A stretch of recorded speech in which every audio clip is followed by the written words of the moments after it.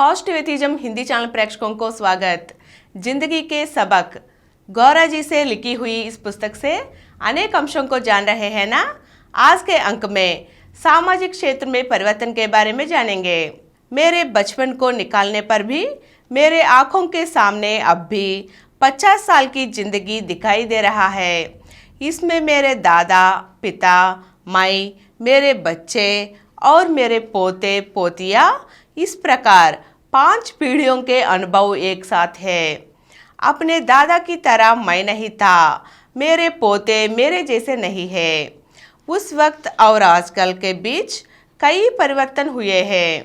इनमें से सबसे बड़ा बदलाव यह है कि स्वराज, हमारी स्वराज सिर्फ राजनीतिक आज़ादी ही नहीं है, बल्कि निर्माणात्मक कार्यक्रमों के माध्यम से हमारे सामाजिक, आर्थिक और शैक्षिक क्षेत्रों में परिवर्तन लाने के लिए बड़े पैमाने पर काम हुआ है।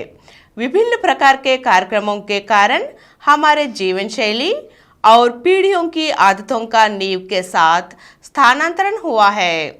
उदाहरण के लिए हमारे बचपन में स्कूल से आते ही बाहर चबूतरे पर कपड़े निकालकर एक कोने में डंडे पर रखकर हाथ पांव धोकर घर में होने वाले दूसरे कपड़े पहनने के बाद ही अंदर आने देते थे।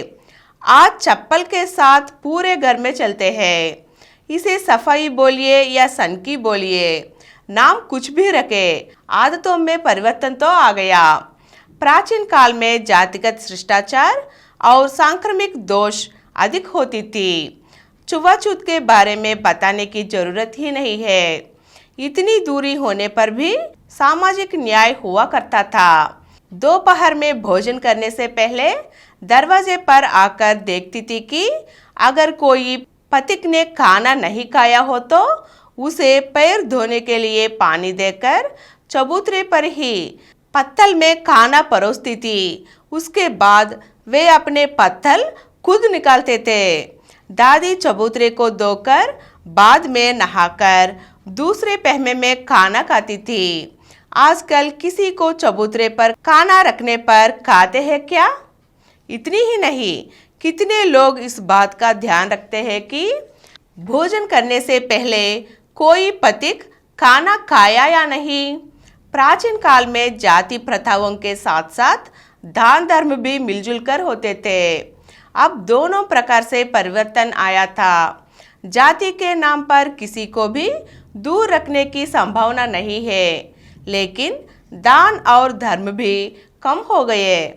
सभी लोगों को अन्न वस्त्र देने की जिम्मेदारी सरकार का है, इसलिए स्वराज को लाए हैं। लेकिन ऐसे होने तक आर्थिक रूप से परोपकार दृष्टि क्षीण होकर स्वार्थ बढ़ गया। प्राचीन काल में 5 दिनों की शादियां होने पर भी अपने अड़ोस पड़ोस लोगों से बहुत सहयोग मिलता था। अब किसी भी काम के लिए पैसा ही पैसा है। जब तक पिछले समय की दान और धर्म का स्थान सरकार लेकर कानून बनाकर सभी लोगों के खाना और कपड़े की जिम्मेदारी नहीं लेती है, तब तक लोगों में भ्रष्टाचार और स्वार्थ बढ़ता ही है। आजकल जातियों के दुराचार ढीला पड़ना सच ही है, लेकिन चुनावों में वोटों की खातिर गांवों में अधिकतर जातिवाद दूसरे रूप में मजबूत हो रहा है। यह बहुत ही बड़ा खतरा है। प्राचीन काल में जातिवाद सामाजिक दायित्वों का एक हिस्सा है। आजकल वह स्वलाभों के लिए स्थान है। पूरी आर्थिक व्यवस्था राजनीति का अधिकार से जुड़ी हुई है। जब तक स्वराज की आशा सफल नहीं होता, तब तक यह पहेली हमें सताती है। आजकल जाति प्रथाओं में ढीलेपन के कारण हमारे शादी के रिश्तों में परिवर्तन आए हैं। बाल विवाह खत्म हो गए। प्राचीन काल में विधवा विवाह और वर्णांतर विवाह सामाजिक रूप से निषिद्ध है। जो इसका उल्लंघन करते हैं उनको कठोर रूप से बहिष्कार करते थे। आजकल विधवा विवाह और वर्णांतर विवाहों के लिए प्रोत्साहन के साथ आदर भी है। आज शादियों के लिए मंत्र व तंत्र के बिना स्पेशल मैरिज एक्ट के अनुसार फूल माला व रजिस्ट्रेशन प्रचार में आ गए। शुरुआत में सुधारात्मक विवाहों की शुरुआत जाति तत्व के उन्मूलन के बेहतरीन इरादों से हुई। जो लोग ऐसा करना चाहते थे वे सामाजिक बहिष्कार को सामना करके धीरों के रूप में खड़े थे। दहेज प्रथा दूर होने के लिए इसे एक पद्धति समझते थे। आज के अंक में सामाजिक क्षेत्र में परिवर्तन के बारे में कुछ अंशों को जान चुके हैं ना। अगले अंक में फिर मिलेंगे। धन्यवाद।